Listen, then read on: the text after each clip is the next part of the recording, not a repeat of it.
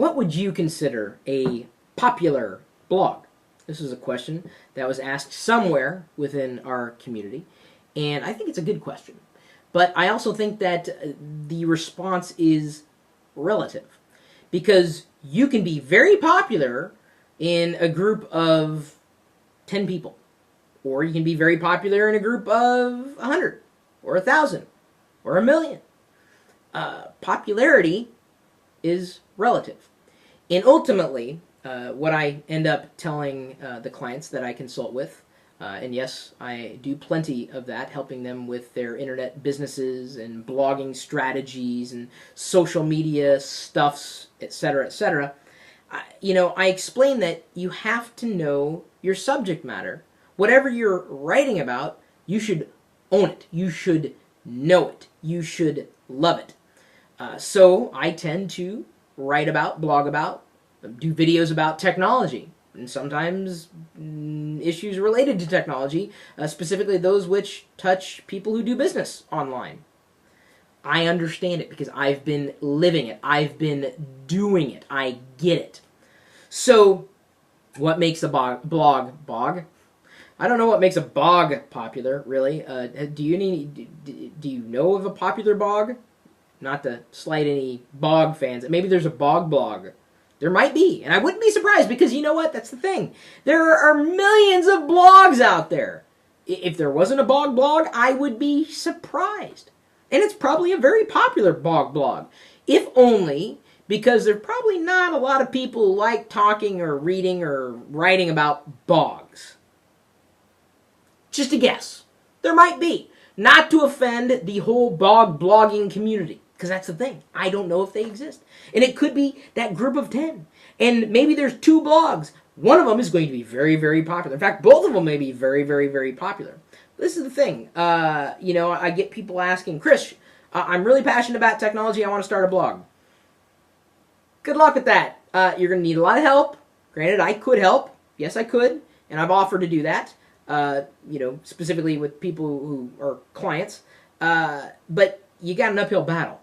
Because there are a lot of very popular tech blogs because technology is saturated. The marketplace is full of tech pundits, much like myself. So then you ask, well, Chris, what makes you different? I have a voice. I have been around since 1996 doing this stuff. I get it. Look at the numbers. They don't lie. So you could say, well, Chris, does that mean that you consider yourself a popular blogger, a popular YouTube partner? You know what? If people watch or people read whatever I produce or whatever my team produces through any one of the sites that we have, anything that the community produces, if people enjoy that and they want to come back for more, then I consider that the perfect benchmark for popularity. So I think that within our community of tech enthusiasts, those who read blogs, are on Twitter, are on Facebook, watch YouTube videos, record YouTube videos potentially, I think I've got people's attention.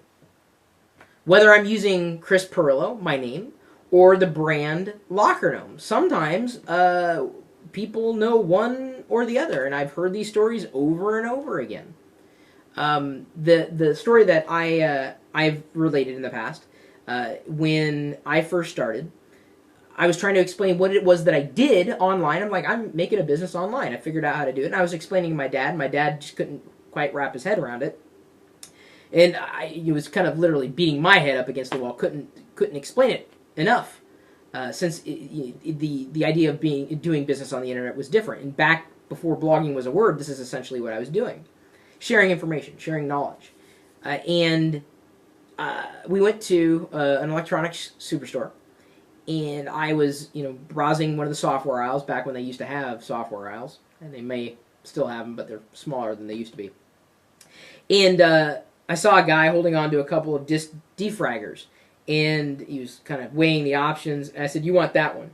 He's like, what? Oh, really? And then I started explaining, well, you want that one because it does this, this, this, this, this.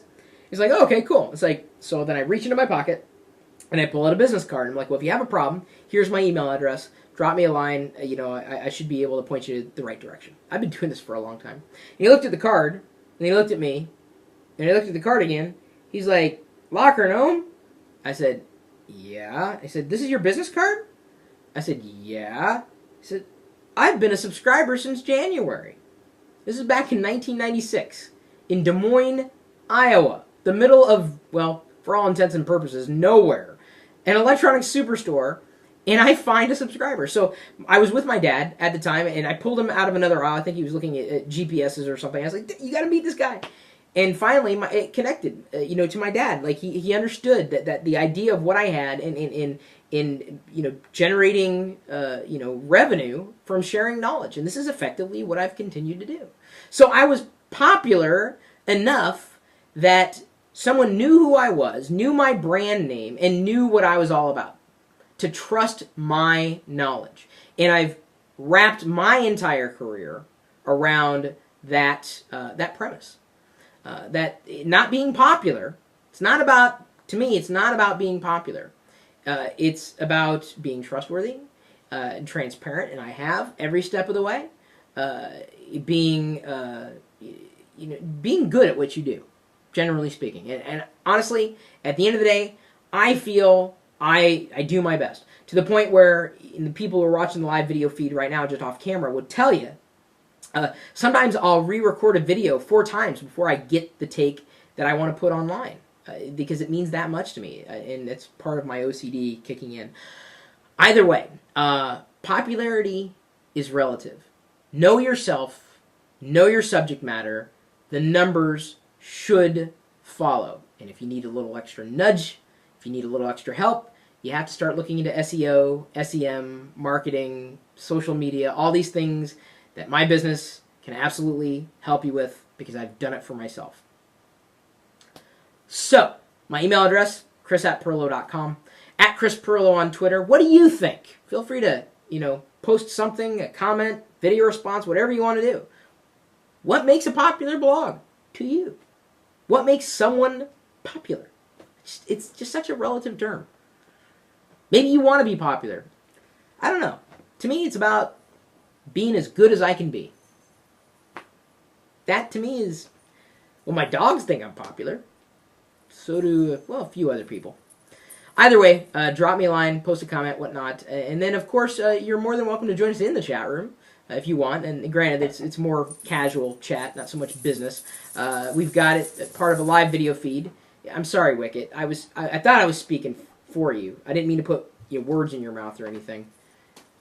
My dog, Wicket, he's... apparently I'm not popular with one of them.